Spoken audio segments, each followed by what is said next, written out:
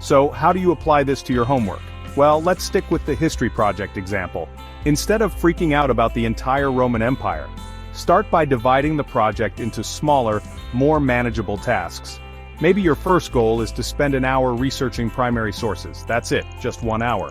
The next day, you could focus on creating a detailed outline of your main arguments. And the day after that, maybe you dedicate some time to writing just one paragraph of the introduction. See, suddenly it doesn't seem so daunting anymore, does it? The key here is to create a realistic schedule for yourself, breaking down the larger project into smaller, bite-sized tasks that you can tackle one at a time. And don't forget to prioritize. If you know you have a big test coming up, maybe focus on studying for that before tackling your history essay. But here's the real magic of this approach. Every time you check off one of those smaller tasks, you get a little hit of dopamine, that feel-good chemical in your brain that tells you you're awesome. And trust me, those little wins add up. Suddenly, you're not just staring down a mountain of homework, you're scaling it, one step at a time, feeling a sense of accomplishment with every stride. And that, my friends, is a game changer.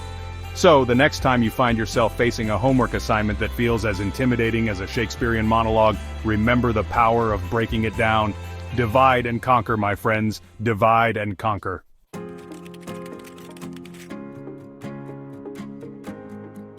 Okay, let's talk about distractions. We live in a world overflowing with them. A world where notifications pop up faster than you can say procrastination. Seriously, our phones are like tiny black holes of attention, sucking us in with the promise of cute animal videos and the latest memes. And let's not even get started on the siren song of social media, where FOMO reigns supreme and everyone else's lives seem infinitely more interesting than our own. But here's the hard truth. When it comes to conquering homework, distractions are the enemy. They're the little gremlins that whisper in your ear, tempting you with the allure of instant gratification while your textbooks gather dust. So, what's the solution? Simple: create a distraction-free study zone. Think of it as your fortress of focus, a sanctuary where textbooks are worshipped and procrastination is banished. Now, this doesn't mean you need to build a soundproof bunker in your basement, although, if you have the resources, I won't judge. Creating a distraction-free zone can be as simple as finding a quiet corner in your house or heading to your local library. The key is to find a space where you can consistently focus without being interrupted. Next, it's time to tackle the digital distractions. And let's be real, this is where the real battle lies. Remember those notification-happy phones I mentioned earlier? Yeah, those need to go. Or at least, they need to be silenced and placed far, far away from your workspace. Turn off those social media alerts, silence your group chats, and resist the urge to check your email every 5 seconds. Remember, the goal here is to create a space where you can fully immerse yourself in your work, free from the constant pings and dings of the digital world. Now, I know what you're thinking, John, this all sounds great, but I don't have a spare room to dedicate to my studies. And that's okay. Remember, creating a distraction-free zone is more about intentionality than square footage. Even if you're working from your kitchen table, you can still create a dedicated study space. Clear away any clutter, gather all your necessary materials, and let your family know that when you're at that table, it's study time. The important thing is to create a clear separation between your study space and your relaxation space. This will help your brain associate that particular area with focus and productivity, making it easier to get down to business when you sit down to work.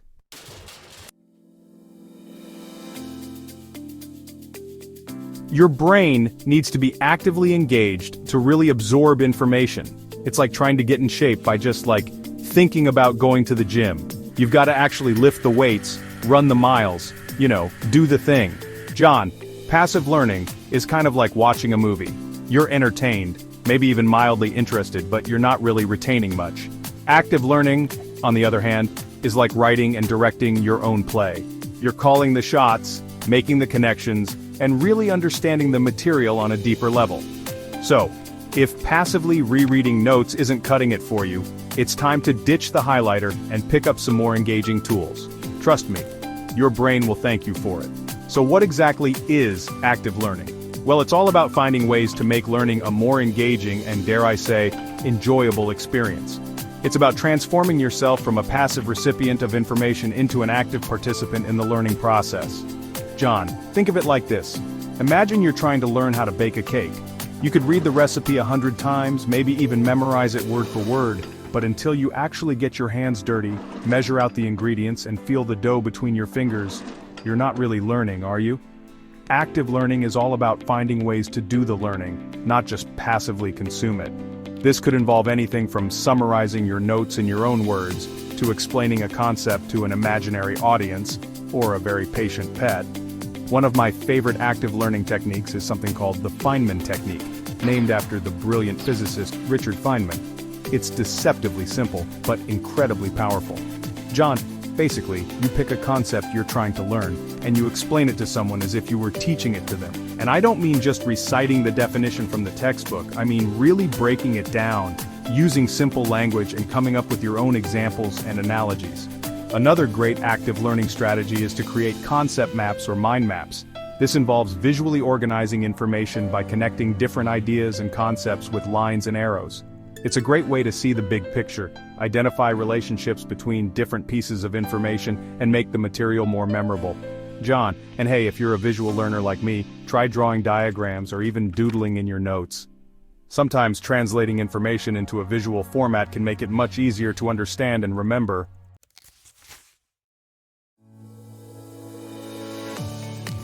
We've all been there, staring at our textbooks like they hold the secrets to the universe, but somehow, our brains would rather be scrolling through memes. It's a universal struggle, but fear not, because this is where the Pomodoro technique swoops in to save the day, or at least save your study session.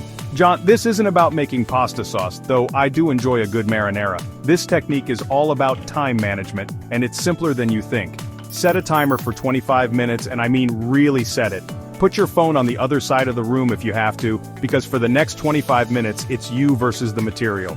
No distractions, no excuses, just pure, unadulterated focus. Now, 25 minutes might not seem like a long time, and that's the beauty of it.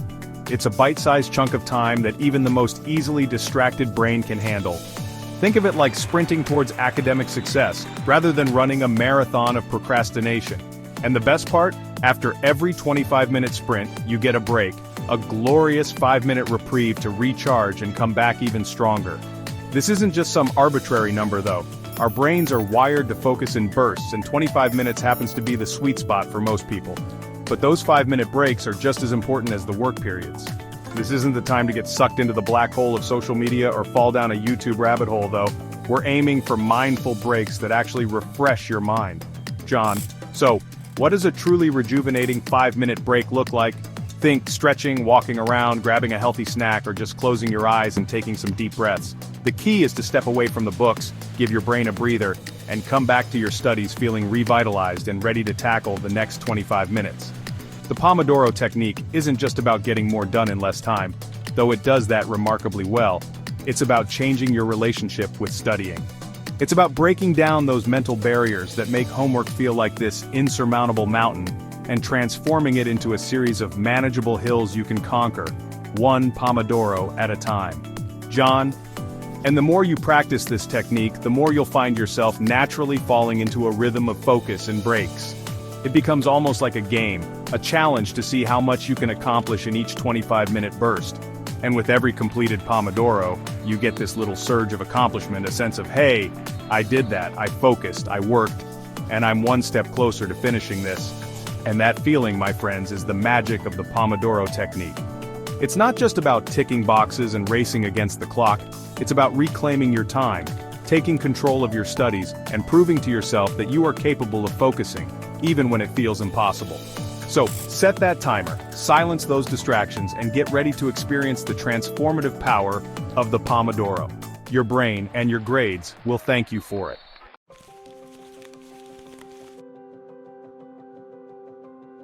Okay, we've talked about breaking down tasks, creating the perfect study space, engaging your brain, and even hacking time itself with the Pomodoro technique. But there's one crucial element we haven't discussed yet: rewarding yourself.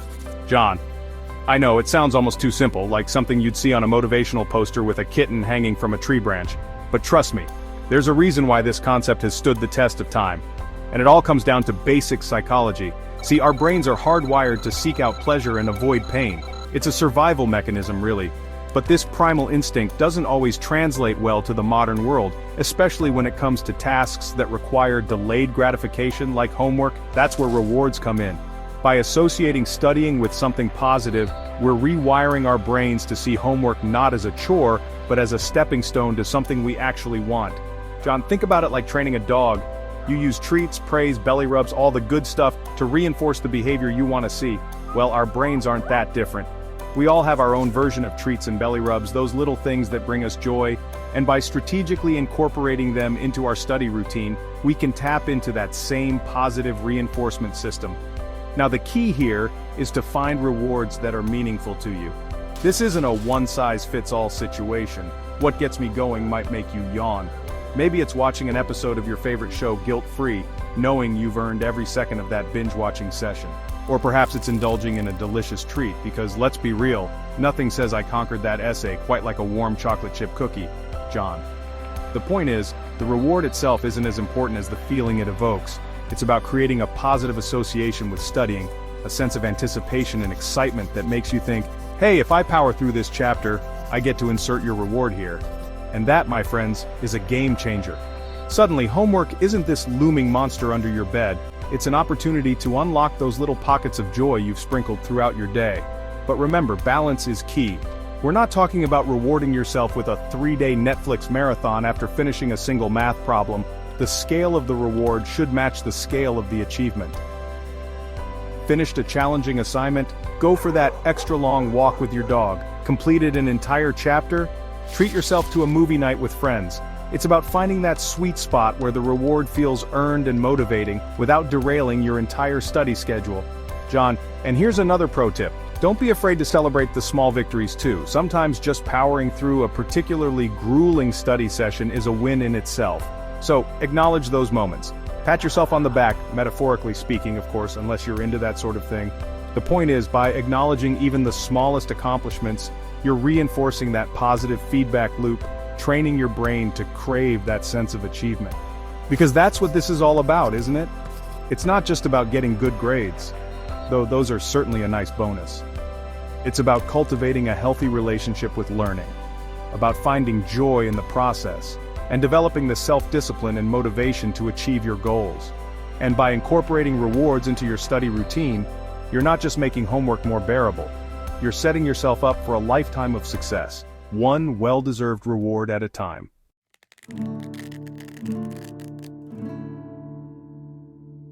And there you have it, folks. 5 steps that might just change your homework game forever.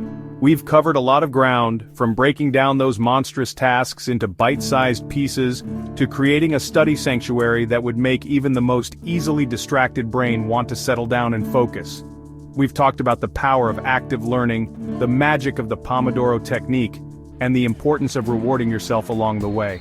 John, through these steps, I transformed. I became more organized, disciplined, and confident. Homework is no longer a source of stress but an opportunity for growth. Remember John from the beginning of this video? The one drowning in textbooks, fueled by caffeine and running on fumes of procrastination? Well, he's gone through a metamorphosis, and it all started with these 5 simple steps. John, these 5 steps changed my life. I feel more in control, less stressed, and ready to tackle whatever comes next. If you're struggling like I was, give these steps a try. You might just surprise yourself. He's living proof that it's not about some innate talent or superhuman willpower. It's about finding what works for you, building sustainable habits, and celebrating every victory along the way. So what are you waiting for? Try them out, and let us know how they work for you. Your journey to better habits starts today.